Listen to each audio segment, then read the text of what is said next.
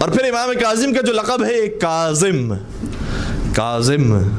کاظم خود لفظ کاظم قرآن کریم میں استعمال ہوا ہے. جس آیہ کریمہ کی تلاوت کرنے کا شرف حاصل کیا، ارشاد رب العزت ہو رہا ہے. کیا خوبصورت آیت ہے قرآن کریم کی. ارشاد ہوتا ہے کہ سارعوا الی مغفرۃ من ربکم وجنہ، ایک دوسرے سے کمپٹیشن کرو. اچھا اب تک کمپٹیشن بچوں میں ہوتا ہے کہ ایک دوسرے سے سبقت اختیار کرو، ایک دوسرے سے آگے بڑھنے کی کوشش کرو، اور جتنا علمی میدان ہو، جتنا کام کی چیز ہو، عملی میدان ہو، اتنی اچھی بات ہوتی ہے. قرآن کریم نے بھی کہا کہ ہم بھی ایسا کمپٹیشن ہے جو تمہارے درمیان رکھوا رہے ہیں، اور چاہے کوئی کتنا ہی بڑا ہو، چاہے کوئی کتنا ہی چھوٹا ہو، وہ اس کمپٹیشن میں حصہ لے سکتا ہے. کمپٹیشن کس چیز کا ہے؟ سارعوا الی مغفرۃ من ربکم وجنہ، اللہ کی مغفرت حاصل کرنے کا اور اللہ کی جنت حاصل کرنے کا کمپٹیشن ہے. سب کے درمیان کمپٹیشن ہے یہ. اور پھر آگے فرمایا جنت کی وسعت کیا ہے؟ ارضها السماوات والارض، جنت کی وسعت آسمانوں اور زمینوں کے برابر ہے. اعدت للمتقین، یہ متقین کے لیے تیار کی گئی ہے. متقین کون ہیں؟ اب متقین کی صفات بیان ہو رہی ہے. الذین ینفقون فی السراء والضراء، متقین وہ ہوتے ہیں کہ چاہے خوشی کا موقع ہو، چاہے تکلیف اور پریشانی کے اندر ہوں، ہر وقت صدقہ نکالتے ہیں، ہر وقت انفاق کرتے رہتے ہیں. اور یہ بڑا مسئلہ ہے. بعض افراد ایسے ہوتے ہیں کہ جب پیسہ ہوتا ہے تو صدقہ دیتے ہیں، اور بعض افراد اس کے برعکس ہوتے ہیں کہ جب مشکل آتی ہے تو پھر صدقہ دیتے ہیں. قرآن نے کہا کہ دونوں افراد کہیں نہ کہیں اجتماع کر رہے ہیں. حقیقت میں متقی وہ ہے چاہے خوشحالی ہو چاہے غم ہو، دونوں موقع پر انسان انفاق کرے، صدقہ نکالے.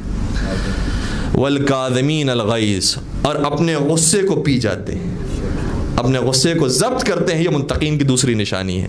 والعافین عن الناس، اور لوگوں کو معاف کر دیتے ہیں. واللہ یحب المحسنین، اور پروردگار نیکیاں کرنے والوں کو دوست رکھتا ہے. تو امام کاظم یہ وہی نام ہے کہ جو قرآن کریم میں ذکر ہوا ہے. غصے کو پی جایا کرتے تھے، ضبط کیا کرتے تھے. اور واقعاً ہمارے تمام ائمہ کے اندر یہ بات موجود ہے. یہ تو ایسا ہے کہ صرف موقع ملا اظہار کرنے کا اس صفت کو، اس لیے ساتھ سرکار کو امام کاظم کہا گیا. ورنہ مولا کائنات سے بڑا صابر کون ہے؟ امام حسین سے بڑا صابر اور کاظم کون ہے؟ لیکن اس کے باوجود جو موقع جس انداز سے ملا امام کاظم کو، اس لیے انہیں امام کاظم کہا گیا.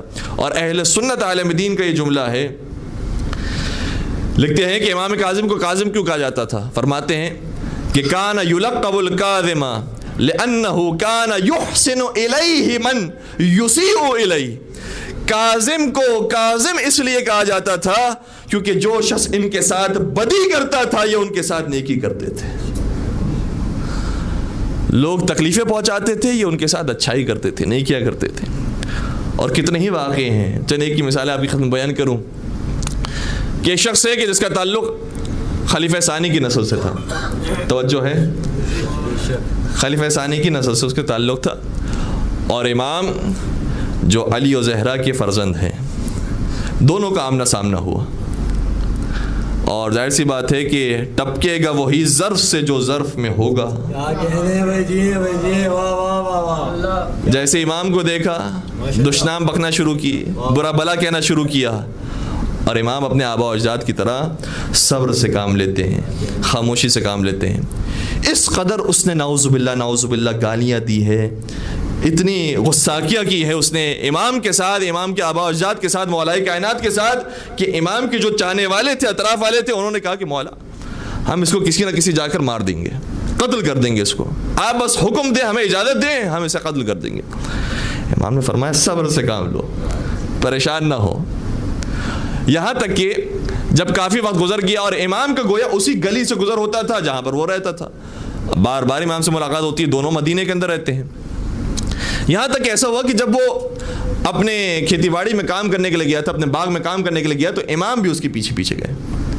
یہاں تک کہ جب اس کے باغ میں داخل ہوئے اور جیسے ہی دیکھا کہ علی کا لال آ رہا ہے میرے باغ میں، کہا کہ تم میرے باغ کو خراب نہ کرو، تم یہاں سے چلے جاؤ، نعوذ باللہ یہاں سے دور ہو جاؤ. اور امام تشریف لائے جا رہے ہیں. جب امام قریب آ گئے، اب دیکھیں کہ لوگوں کو کیسے مائل کیا جاتا ہے تشیع کی طرف. یہاں اب اس ملک کے اندر موجود ہے کہ جہاں پر ایسے اس پیغام کو ہمیں عام کرنا ہے، اپنے تک محدود نہیں رکھنا, جتنی تعداد بڑھ سکے, جتنا افراد بڑھ سکے اتنا اچھا. امام نے کس طریقے سے لوگوں کو تبدیل کیا ہے یہ اس واقعے سے دیکھیے گا. امام داخل ہوتے رہے, یہاں تک کہ اس کے قریب پہنچے.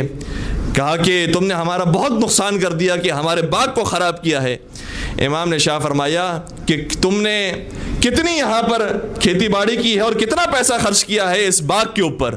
کہا کہ میں نے 200 دینار خرچ کیے تھے اس باغ کے اوپر.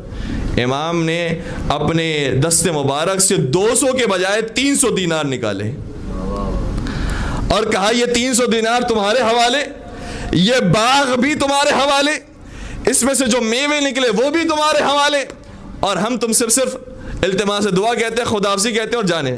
اب امام جانے لگ رہے تھے, 300 دینار اس کے جیب میں آنا تھے کہ رویہ بدل گیا, مزاج تبدیل ہو گیا. امام کو گلے لگایا, امام کی پیشانی کا بوسہ لیا, امام کے دست مبارک کا بوسہ لیا, اور امام اس طریقے سے اس کے باغ سے باہر آ گئے.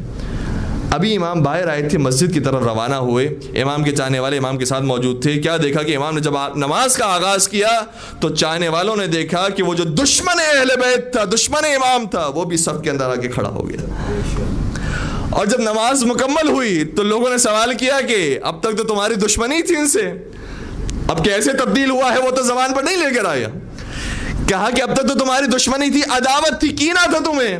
کہا کہ نہیں. قرآن کریم کی آیت پڑھی, کہتا ہے اللہ اعلم حیث یجعل رسالتہ, پروردگار زیادہ بہتر جانتا ہے کہ اپنی ہدایت کا کام کس شخص سے لے. کیا کہنے, واہ واہ واہ, سبحان اللہ, بے شک بے شک. اور یہ کہنے کے بعد جب وہ چلا گیا تو امام نے اپنے چاہنے والوں سے گفتگو کیا, فرمایا کہ جو کام تم بتا رہے تھے وہ زیادہ بہتر تھا, یا جو کام میں نے انجام دیا ہے وہ زیادہ بہتر ہے. تو 2 طریقے ہیں تشیع کو پھیلانے کے, 2 طریقے ہیں اسلام کو پھیلانے کے.